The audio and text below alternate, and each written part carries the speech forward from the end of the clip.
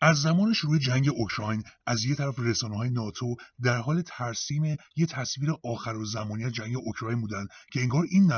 نبرد سرنوشت‌ساز بین دموکراسی و دیکتاتوریه. حالا کیا این حرفا رو میزنن؟ همونایی که با همین لفاظی‌ها پشت همسر مردم افغانستان بمب ریختن و درست همین روزا با طالبان چای و باقلوا میخورن. از یه طرف هم سایبریای دولت روسیه به همراه متحدینشون در سراسر دنیا از جمله تو خاورمیانه و فضای فارسی زبان با به کارگیری یک ادبیات شبه چپ شروع کردن به سفیدکاری این تجاوز نظامی، مبارزه با فاشیسم، مبارزه با امپریالیسم، نازی‌زدایی از اوکراین. اینا مشت نمونه خروار از توجیهات فریبنده‌ایه که به بیانهای مختلف تو هفته‌های اخیر از زبان پروپاگاندیستای پوتین تکرار شده.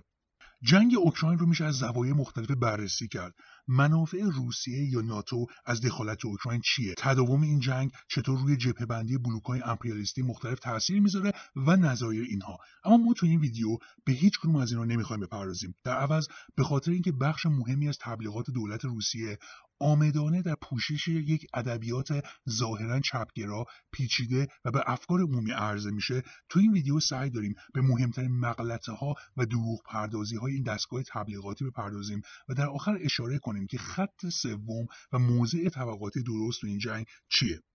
اما قبل از اینکه وارد بحث بشیم، برای فهمیدن مناسبات طبقاتی و سیاسی اوکراین لازمه که به عقب برگردیم. اصولاً تاریخ اجتماعی اوکراین رو بدون گذشته استعماریش نمیشه فهمید. از 800 سال قبل اوکراین برای قرنهای متوالی سرزمینی بود با اقتصاد کشاورزی متکی بر بهره‌کشی ارباب رعیتی و محصور در بین قدرت‌های بزرگ منطقه.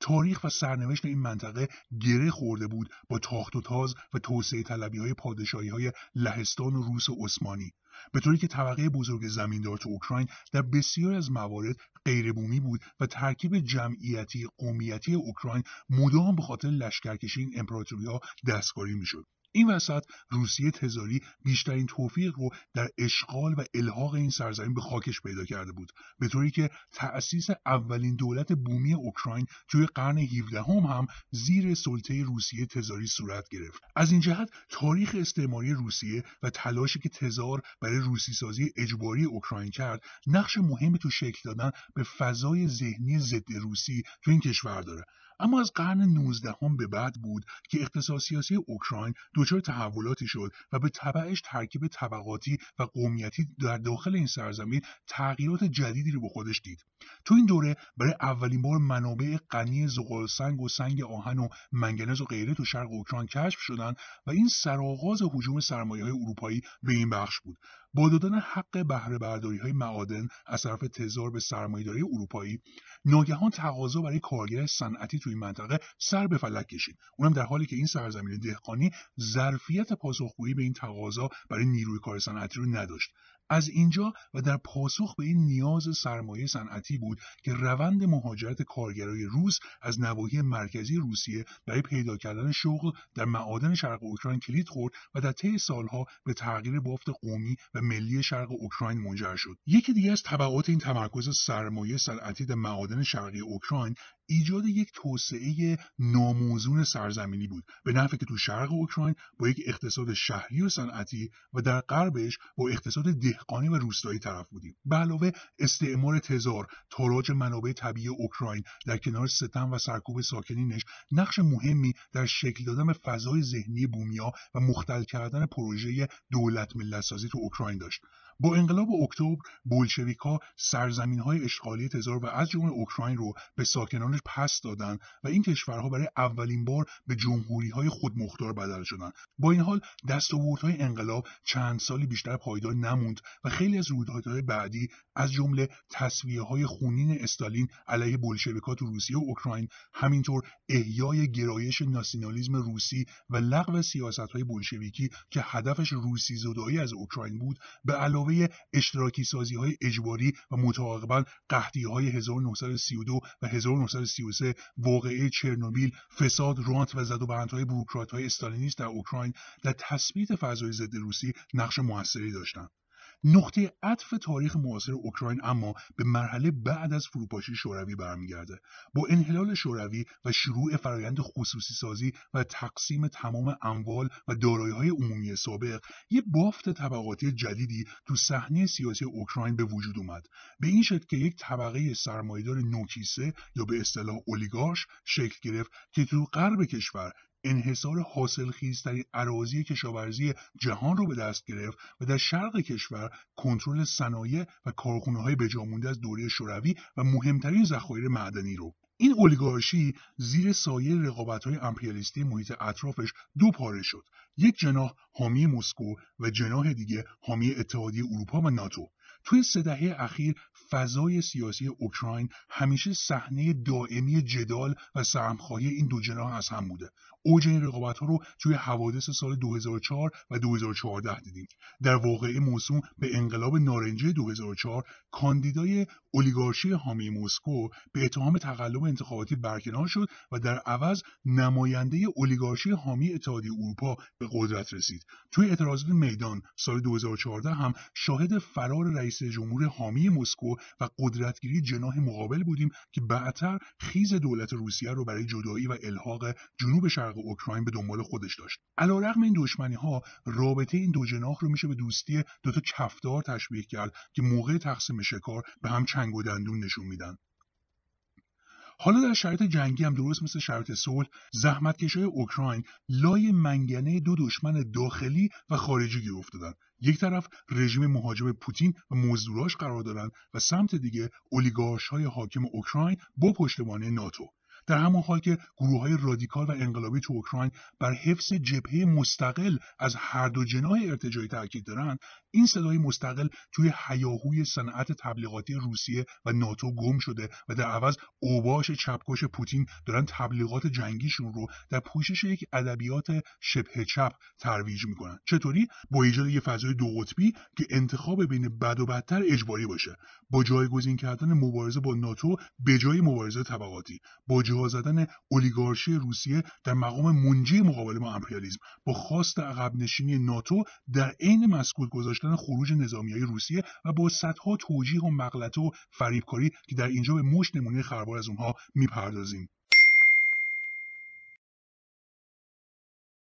نوع حمله ضربتی پوتین، محدود نشدن جنگ به شرق اوکراین و در عوض تبدیلش به جنگ تمام عیار تا فتح کیف نشون میده که واکنش رژیم روسیه به هیچ وجه واکنشی ناگهانی و تدافعی و به صرف تحریک ناتو نبوده، بلکه ابعاد وسیع این جنگ نشون میده که اتفاقا از مدت‌ها قبل براش برنامه‌ریزی و تدارکات ریخته شده بوده. در واقع بوقچی‌های دولت روسیه سعی میکنن که با کلیدواژه تحریک خارجی از پوتین تو این جنگ سلب مسئولیت کنن و نقش مظلوم و تدافعی براش ترسیم میکنن، در حالی که سطح تهاجم و اشغال کل خاک اوکراین از یک طرف و صحبت‌های پوتین درباره جعلی بودن کشور اوکراین دیگه جای تردیدی باقی نمیذاره که پوتین برای حمله نظامی این کشور مترصد فرصت و بهانه بوده. دولت‌های متخاصم تو جنگ همیشه انگشت اتهام رو به سمت هم میگیرن و تناقضات و ریاکاری همدیگه رو برملا میکنن، اما افشای حقایق علیه یک طرف هرگز خود به خود طرف مقابل رو در موضع حق قرار نمیده. کما که گوبلز مسئول تبلیغات رژیم هیتلر هم حقایق افشاگرانه نابی در مورد جنایت‌های استعماری بریتانیای کبیر تو هندوستان میگفت، اما خودش مسئول مالکشی بر یکی از مخوفترین ماشین‌های کشتار بود. به عبارتی حقیقت نصف و نیمه خودش بدترین نوع دروغه. در آستانه حمله دستگاه پروپاگاندای پوتین به کار افتاد تا با اسم رمز نازی زدایی و مبارزه با فاشیستای اوکراینی روی توسعه طلبی تزاری پوتین سرپوش بگذاره و افکار عمومی رو به خصوص تو خاک روسیه همراه کنه. بلافاصله لشکر سایبری‌های روسیه با ادبیات ظاهراً چپگرا فعال شد تا این خط رو توجیه کنه و این وسط محور مقاومتی داخلی هم طی یک تقسیم کار حرفه‌ای و امنیتی تبلیغات رسمی روسیه رو بدون کلمه‌ای پس و پیش به خورد مخاطب فارسی زبان دادن. این تبلیغات وانمود میکنه که هدف جنگ دفاع از اقلیت روس‌تبار اوکراین در برابر تهدید نازی است، در حالی که اولا اگه واقعا اینطور بود جنگ قاعدتا میبایست به همون شرق اوکراین یعنی محل سکونت روس‌تباران اوکراین محدود میموند و نه اینکه به اشغال کامل خاک اوکراین گسترش پیدا کنه. ثانیاً این شیوه از توجیه حمله خارجی به بهانه رفع ستم داخلی تازگی نداره و از قضا شباهت خیره کننده‌ای داره با تجاوزهای نظامی ناتو و حتی توسعه طلبی‌های هیتلر که زمانی ظلم و ستم به اقلیت ژرمن چکسلواکی و لهستان رو بهانه برای اشغال نظامی این کشورها کرده بود. همونقدر که هیتلر تونست منجی اقلیت ژرمن چکسلواکی باشه، پوتین هم میتونه رهایی بخش اقلیت روس اوکراین باشه. ثالثاً در همون حال که راستای افراطی اوکراین مدام به شکل مبالغه‌آمیز برجسته میشن، عامدانه کلامی در مورد حضور رهبران و جنگجویان راست افراطی در بین شبه نظامی‌های طرفدار مسکو در شرق اوکراین گفته نمیشه. نئونازی‌های روس از جمله حزب وحدت ملی روسیه سال 2014 نقش بسیار فعالی تو جنگ‌های شرق اوکراین داشتن. تو همون مقطع از دونباس گزارش‌هایی داده میشد که بسیاری از جنگجویان طرفدار مسکو سمبول‌های نازی دارن ولی سعی میکنن که تعلق خاطر و ارتباطشون با نازی‌ها رو پنهان کنن. از جمله وقتی خبرنگاری از یکی از فرمانده‌های گردان ووستوک که روی آرنج و ساعد دستش علامت صلیب شکسته یا سواستیکا داشت در مورد این علامت میپرسه، طرف با عصبانیت انکار میکنه و میگه این سواستیکا نیست، این سمبل باستانی اسلاوها خدای آسمانه. اما ارتباط شبه نظامی‌های طرفدار روسیه با نازی‌ها به همین چند مورد ظاهری و پراکنده خلاصه نمیشه. روسیه سال 2014 برای جدایی و الحاق شبه جزیره کریمه دست به یه رفراندوم فرمایشی زد. تو همون مقطع دولت روسیه یه هیئت به اصطلاح مستقلی رو به عنوان ناظر بین‌المللی رفراندوم دستچین کرده بود که در ترکیب این هیئت تا چشم کار میکرد عناصر راست افراطی و فاشیست و نئونازی دیده میشد. برای نمونه لوک میشل عضو سابق یه حزب نئونازی بلژیکی و بعدتر عضو حزب راستگرای دیگه پسئن بلژیک به همراه یه فرد دیگه از این حزب در مقام ریاست هیئت، حداقل 3 عضو از حزب آزادی اتریش، 3 عضو از حزب راست افراطی فلامسپلان در بلژیک، 2 عضو از حزب راستگرای آتاکای بلغارستان، 1 عضو از جبهه ملی فرانسه، 1 خبرنگار از راست نوین آلمان، 1 عضو از جنبش مجارستان بهتر، 2 روزنامه‌نگار از اسرائیل و این فهرست همچنان ادامه داره.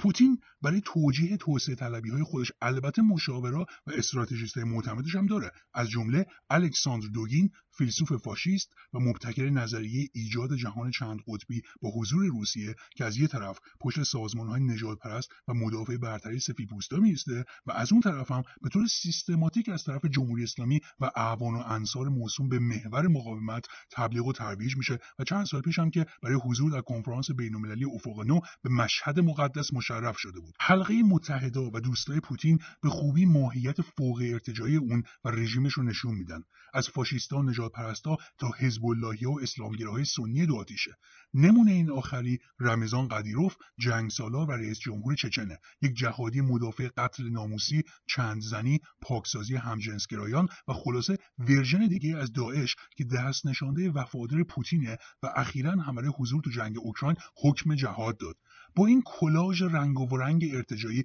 تصور کنید ناگهان پوتین چطور تو این داستان سرایی‌های ناشیانه و بیشرمانه با یه چرخش قلم به شوالیه مبارزه با فاشیسم بدل میشه. اونچه امروز در اوکراین تو قدرت فاشیسم نیست، درست همونطور که وجود و فعالیت توفاله‌های نئونازی و باندهای فاشیست در امریکا تا سراسر اروپا به معنی قدرتگیری و حکمرانی فاشیسم نیست که اگر اینطور بود پوتین طبق منطق خودش میبایست فراتر از اوکراین با کل دنیا وارد جنگ میشد. این حرف به معنی نادیده یا دست کم گرفتن خطر راست افراطی مثل گردان آزوف در اوکراین یا نقشی که ناتو در تقویت و بسیج این نیروها داشته نیست، بلکه به این معنیه که این شکل از مبالغه افراطی درباره وزن این نیروها یک هدف کاملا سیاسی داره. برای اینکه ارزیابی درستی از وزن واقعی نیروهای راست افراطی تو اوکراین داشته باشیم، کافیه به آخرین انتخابات پارلمانی اوکراین سال 2019 رجوع کنیم. نتایج انتخابات نشون میده که بلوک احزاب راست افراطی اوکراین سرجم تونسته فقط 2.15% آرا رو کسب کنه و همین به تنهایی شاخص خوبیه از اندازه و نفوذ واقعی نیروها تو اوکراین، در حالی که فاشیسم تاریخاً یک جنبش توده‌ای و فراگیر بوده، متشکل از اوباش، لایه‌های ناآگاه طبقه کارگر و به ویژه طبقات متوسط ویران شده که در اوج بحران سرمایه‌داری که خطر انقلاب هم وجود داشته عروج پیدا میکنه. پس اونچه در اوکراین میگذره وجود و فعالیت گروه‌های پراکنده فاشیستی مثل تمام کشورهای دیگه دنیاست و در یک جنبش فراگیر فاشیستی که خطر قدرتگیری داشته باشه.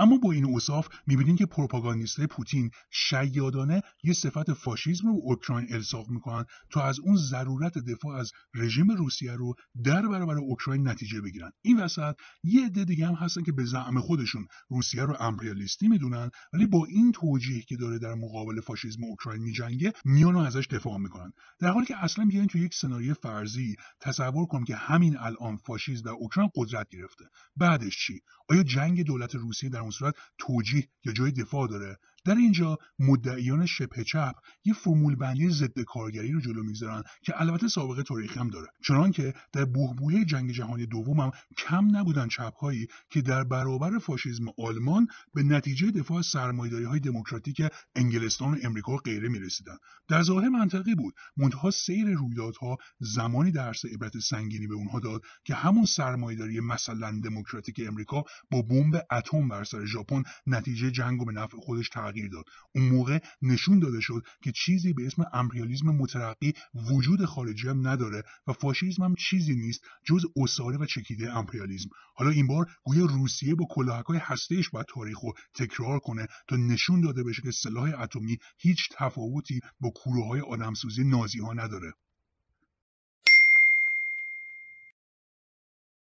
در بین تمام این تبلیغاتی که به اسم مبارزه با فاشیسم ترویج میشه، اون چیزی که گفته نمیشه اینه که حمله نظامی پوتین به اوکراین، اون هم با هدف جعلی نازی زدایی، خودش اتفاقا بیشترین آب رو به آسیاب راست افراطی میریزه و مردم آواره و جنگ زده رو اجباراً به سوی احزاب ناسیونالیست یا حمایت از ناتو هل میده. گواهش نظرسنجی اخیریه که نشون میده حمایت از عضویت اوکراین در ناتو که از سال 2014 روند صعودی داشت، گرچه اواخر سال 2021 به 55% کاهش پیدا کرد، ولی فوریه امسال و در آستانه حمله نظامی به بالاترین میزان خودش یعنی 62% رسید. به همین ترتیب از خاطر نباید برد که اصولا گردان آزوف و حزب پراوی سکتور به عنوان نماینده‌های شاخص راست افراطی اوکراین به ترتیب سالهای 2014 و 2013 شکل گرفتند، یعنی حول و حوش زمان جنگ روسیه برای جدایی شرق اوکراین و الحاق شبه جزیره کریمه. در حالی که اگه به جای پوتین توسعه طلب یه دولت انقلابی بر سر کار بود که سیاست‌های مترقی نسبت به ملت اوکراین داشت، اون وقت حتی اگر ناتو هم تا بیخ گوشش پیشروی میکرد، خود اعتراضات مردمی و جنبش ضد جنگ تو اوکراین باعث عقب نشینی حکومتشون از عضویت تو ناتو میشد. اما همین که اتفاق نمیفته، یعنی اصولا جنگ روسیه خودش یکی از عوامل تقویت راست افراطی تو اوکراینه و مقابله با این راست افراطی ممکن نیست مگر با عقب زدن دخالت‌های نظامی پوتین تو خاک اوکراین. استانداردهای دوگانه و تناقضات محور مقاومتی‌ها چاهیه که انتها نداره. تا جایی که به اوکراین مربوط میشه، به سادگی مدافع جدایی طلبی و الحاق میشن و خوب بلدن با کلیدواژه حق تعیین سرنوشت جمله سازی کنن. اما تا نوبت به ایران میرسه، یهو همون حق تعیین سرنوشت تبدیل میشه به فعال کردن گسل‌های قومی و فتنه تجزیه طلبی تو ایران، به طوری که حتی در مقابل حق ساده‌ای مثل آموزش به زبان مادری هم رگ گردنشون بیرون میزنه و به توطئه امپریالیسم ربطش میدن و هر کیم کلمه‌ای در این مورد بگه براش 10 جلد پرونده امنیتی جور میکنن. حالا در مورد اوکراین هم یکی دیگه از کارویژه‌های تبلیغاتیشون مبالغه در مورد وضعیت شرق اوکراینه، به طوری که در مورد عملکرد رژیم روسیه در جمهوری‌های به اصطلاح خودمختار شرق اوکراین و کریمه بعد از الحاق مدام روی اعطای پاسپورت و تامین شغل و بیمه برای روس‌تبارای ساکن اوکراین مانور میدن، یعنی امتیازات هدفمندی که پوتین واضحاً برای جلب این بخش‌ها به خاک روسیه اعطا کرده. در عوض کلامی درباره جرم انگاری مخالفان جنگ یا قلع زبان و فرهنگ اوکراین تو مدارس و سرکوب حق ابتدایی تشکلیابی مستقل کارگری تو این جمهوری‌ها و همینطور خفقان شدید و بازداشت روزمره تاتارها در کریمه و مشکلات زیست محیطی جدی این منطقه به خاطر ساخت سریع پایگاه‌های نظامی روسیه و کمبود شدید آب صحبت نمی‌کنند. در حالی که کمونیست‌ها به عنوان یک امر اصولی بدون قید و شرط از حق تعیین سرنوشت تو این مناطق تا سرحد جدایی دفاع میکنن، منتها در یک رفراندوم آزاد و دموکراتیک که پیش شرطش آزادی بیان باشه و به اتکای حمایت طبقه کارگر اوکراین و روسیه و زیر نظارت مستقل اونها برگزار بشه و نه در انتخاباتی که زیر لوله تفنگ سربازی پوتین برگزار بشه و مخالفانشون رو راحت ترور زندانی کنن. در واقع مردم این مناطق هم زیر چکمه ملیگراهای اوکراینی گیر کردن، هم زیر چکمه سربازا و رژیم وابسته و دست نشانده پوتین. یعنی حق تعیین سرنوشتشون از دو طرف گروگان گرفته شده. اشغال نظامی خاک اوکراین از سمت روسیه یک نقض آشکار حق دموکراتیک تعیین سرنوشت ملل به دست خودشونه، حقی که کمونیست‌ها و بولشویک‌های روس همیشه به عنوان یک امر اصولی ازش دفاع کرده بودن. بیخود نیست که پوتین تو یک سخنرانی تلویزیونی برای توجیه این جنگ و ادعای ساختگی بودن کشور اوکراین به لنین به عنوان معمار و خالق اوکراین و به انقلاب اکتبر 1917 به عنوان کودتا حمله کرد و مدعی شد که تأسیس کشور اوکراین نتیجه سیاست غلط بولشویک‌ها و یک اشتباه بزرگ تاریخی بوده. این حرفای پوتین دقیقاً انعکاس نفرت اولیگارشی حاکم روسیه از میراث انقلاب اکتبر و دفاع بولشویک‌ها از استقلال و حق تعیین سرنوشت ملل تا سرحد جداییه، در حالی که اون چیزی که پوتین اشتباه تاریخی بولشویک‌ها عنوانش میکنه برعکس نقطه قوت و میراث درخشان انقلاب اکتبر علیه ناسیونالیسم توسعه طلب روسی و نماینده امروزیش یعنی پوتینه. وقتی میگیم سیاست خارجی یک رژیم دنباله سیاست داخلی اونه، یعنی رژیمی که تو داخل سرکوب میکنه هرگز نمیتونه در خارج از مرزهاش منادی رهایی و ترقی باشه، چنانکه اسفند 1400 پارلمان روسیه لایحه‌ای تصویب کرد که به موجب اون هر اعتراضی به تهاجم نظامی روسیه به اوکراین میتونه به اسم نشر اکاذیب تا 15 سال زندان و جریمه نقدی به دنبال داشته باشه. بعد از تصویب این قانون رسانه‌ها به شدت محدود و فیسبوک و توییتر هم مسدود شدن. به عنوان مثال روزنامه روسی نووایا گازتا تو پیامی به مخاطباش گفت که اجباراً آرشیو پوشش خبری جنگ اوکراین رو از وبسایت خودش پاک میکنه، چون نشر هر گونه اطلاعاتی مغایر با بیانیه‌های رسمی وزارت دفاع با مجازات کیفری مواجه میشه. این اختراق وسیع خبری درباره اوکراین همراه بوده با بازداشت گسترده هزاران نفر در اعتراضات ضد جنگ روسیه در خاک این کشور. دفاع از جنگ روسیه در اوکراین با هر غلظت از ادبیات شبه چپ در واقع دفاعیه از حاکمیت سرمایه‌داران اولیگارش، از لشکرکشی و توسعه طلبی نظامی، تقویت راست افراطی و ناسیونالیسم در تمام جبهه‌ها، سرکوب و زندان کردن فعالان مستقل جنبش ضد جنگ در جهان، تقویت ماشین جنگی دولت‌ها، ریاضت اقتصادی و اختناق و سرکوب حقوق دموکراتیک. مثلا اینکه الان در اوکراین لایحه‌ای در انتظار تصویبه که میخواد زمان کار رو به 60 ساعت در هفته افزایش بده، موانع به کارگیری زنان باردار و بچه‌دار در شیفت شب رو لغو کنه و به حقوق دیگه‌ای مثل مرخصی و قراردادهای کار به بهانه شرط جنگی دست‌اندازی کنه. اما حتی تصور اینکه تبعات این جنگ فقط در محدوده مرزهای این دو کشور باقی میمونه اشتباهه، چون که همین الان تو اروپا بسیاری از دولت‌ها به بهانه وضع اوکراین دارن میلیاردها دلار از منابع عمومیشون رو به سمت تسلیحات نظامی سوق میدن. حتی منطقه مثل خاورمیانه هم از اثرات این جنگ مستثنا نخواهد شد، چون که دو کشور روسیه و اوکراین رو هم رفته 25% از صادرات جهانی گندم و سایر غلات جهان رو به عهده دارن که تداوم این وضعیت و به دنبالش تحریم‌های اقتصادی امریکا و اتحادیه اروپا میتونه جنگ نان رو به دنبال داشته باشه و امنیت غذایی میلیون‌ها نفر رو در خاورمیانه شمال آفریقا به خطر بندازه. پس توقف این جنگ برای همه ما ضروریه، اما به صرف نه به جنگ گفتن که جنگ متوقف نمیشه. جنگ پدیده دائمی در عصر سرمایه‌داریه، همونطور که اخیراً خیز ناتو به سمت شرق باعث شده چین هزینه تسلیحاتی سالانش رو به رتبه دوم جهان برسونه. جنگ پوتین تو اوکراین هم باعث تقویت نظامیگری اروپا و تخصیص بودجه‌های میلیاردی جدید به تسلیحات نظامی شده. هیچ سدی نمیتونه این مسابقه تسلیحاتی و تشدید میلیتاریسم رو در سرمایه‌داری متوقف کنه مگر وجود یک جنبش انقلابی بین‌المللی. اینجاست که وجود یک جبهه مستقل از این دولت‌ها تو شرایط جنگی ضروریه.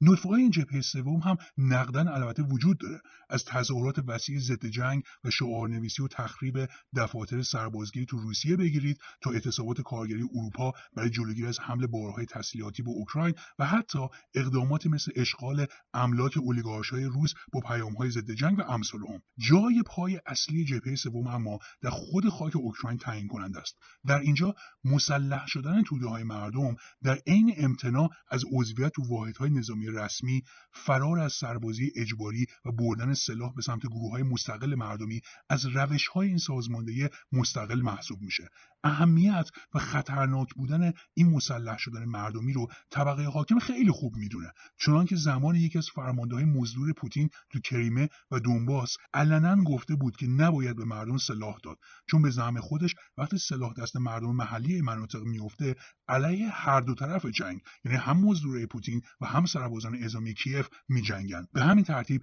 توی جبهه سوم نه فقط خروج کامل سربازان روسیه از کل اوکراین، بلکه بیرون کشیدن سربازان اوکراینی از مناطق اقلیت نشین هم تبلیغ میشه، چنانکه تو سالهای اخیر کم نبودن سربازای اوکراینی که از جنگیدن در مناطق شرقی و روستوار اوکراین امتناع کردند و با شعار جلوگیری از برادرکشی سلاح‌های خودشون توی مناطق زمین گذاشتن، یا مثلا با تجمعاتی دفاتر سربازگیری اجباری کیف رو برای اعزام به این مناطق بستن. چنین اتحاد طبقاتی بین زحمتکشان شرق و غرب اوکراین اتفاق نمیفته مگر اینکه کارگرای شرق اوکراین علیه روسیه و مزدورهای محلیش بجنگن و کارگرای غرب اوکراین در مقابل گفتمان ناسیونالیستی کیف شعار حق تعیین سرنوشت اقلیت روس رو تبلیغ کنن.